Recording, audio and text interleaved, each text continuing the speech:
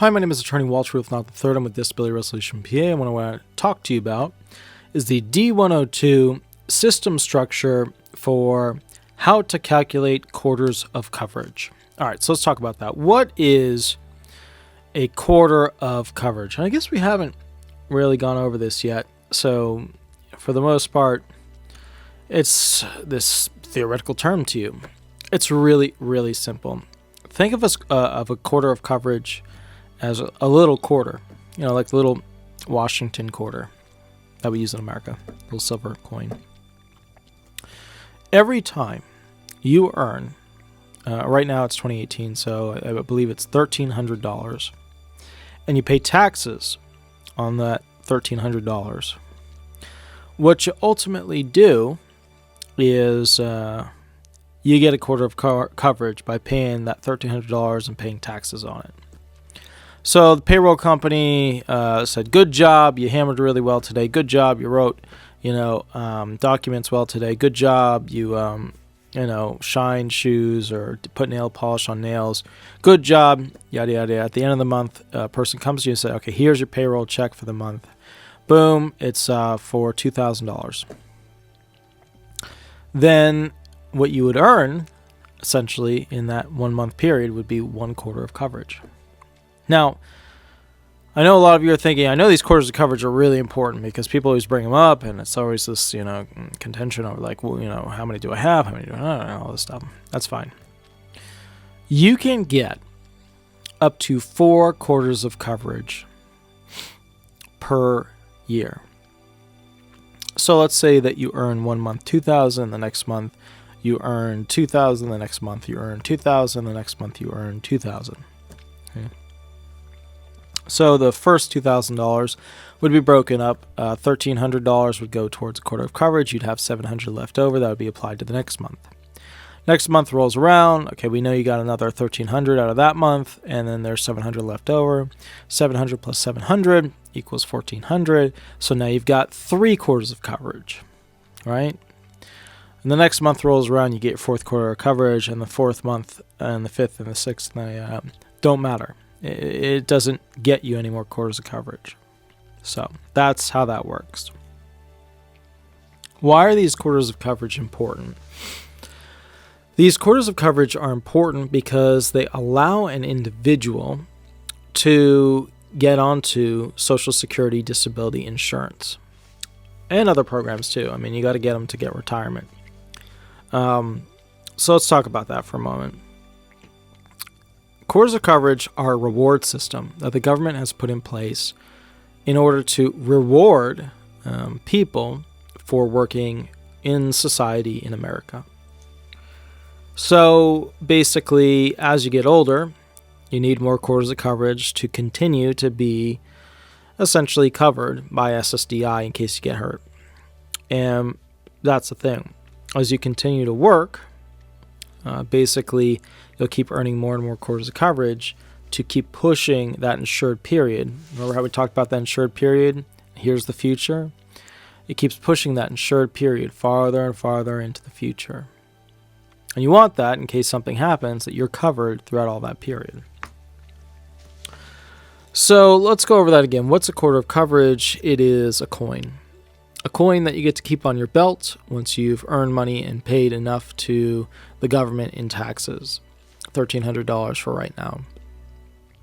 So if it's $1,300 that you work and earn, and you can get up to 4 quarters of coverage per year, and let's say you're at the age where you need 30 quarters of coverage, or at the age where you need 42 quarters of coverage, you're at the age where you need 32 quarters of coverage, or 38 quarters of coverage, or whatever.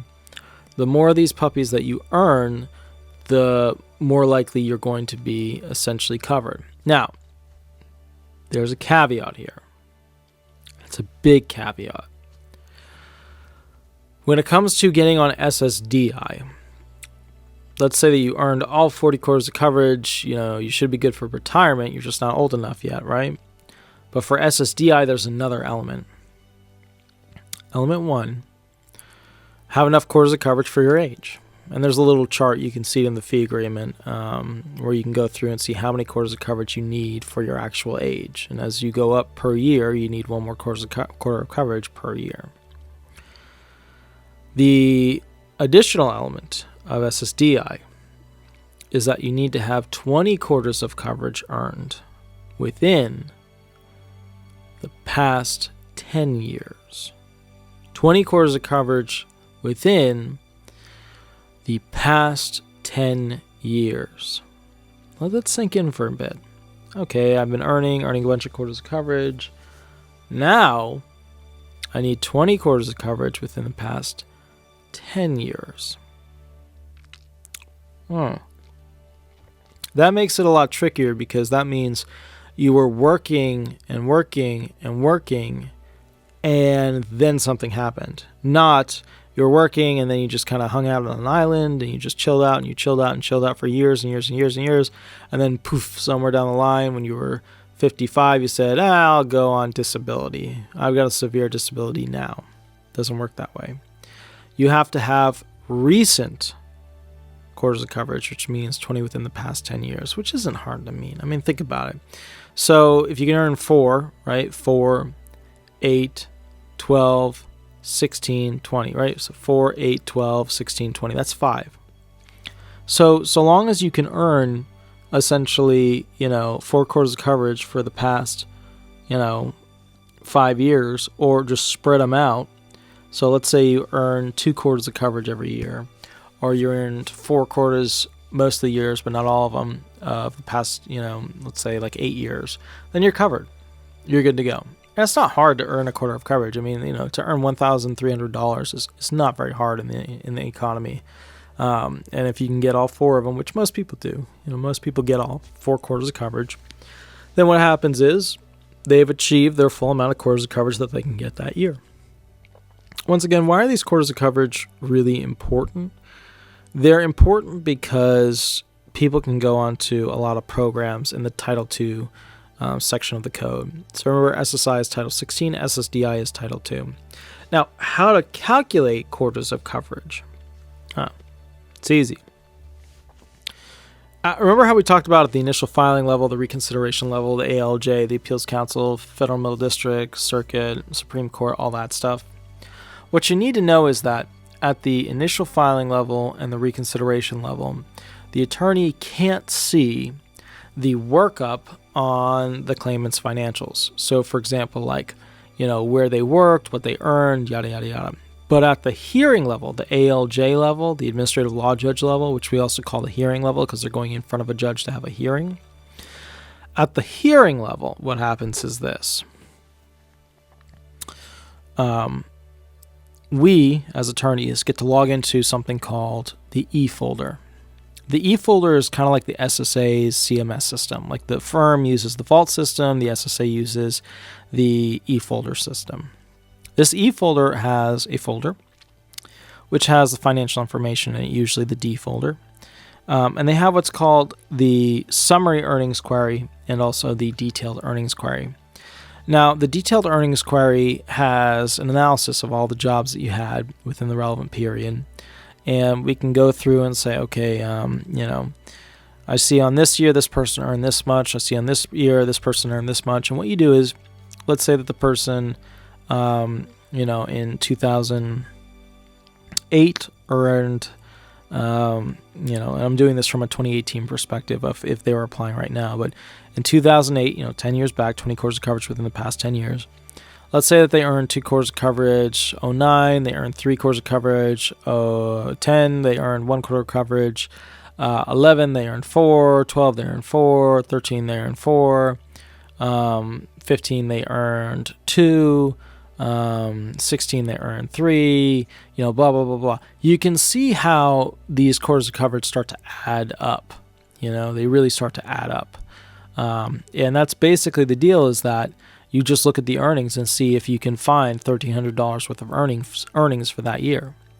So, if you look at the year and they had $3,200 worth of earnings, then you think, okay, $1,300 plus $1,300 is $2,600. And we know that if we add another $1,300 on top of that, it's going to be more than what they earned that year. So we know that we got 2 quarters of coverage out of it. So for example, another one, let's say we look at another year and the earnings were, $4,600, right? So we take $1,300 plus $1,300, that's $2,600 plus $1,300, that's $3,900. And then we know if we add another one on top of that, it's going to be like $5,000 something. So what we're looking at there is, okay, at $4,200 earned, they earned a total of $1,300, or they earned a total of 3 quarters of coverage. So if they earned 3 quarters of coverage, then that means for that year, they got 3 quarters of coverage to add to their stack of quarters of coverage or coins that they can use throughout their life.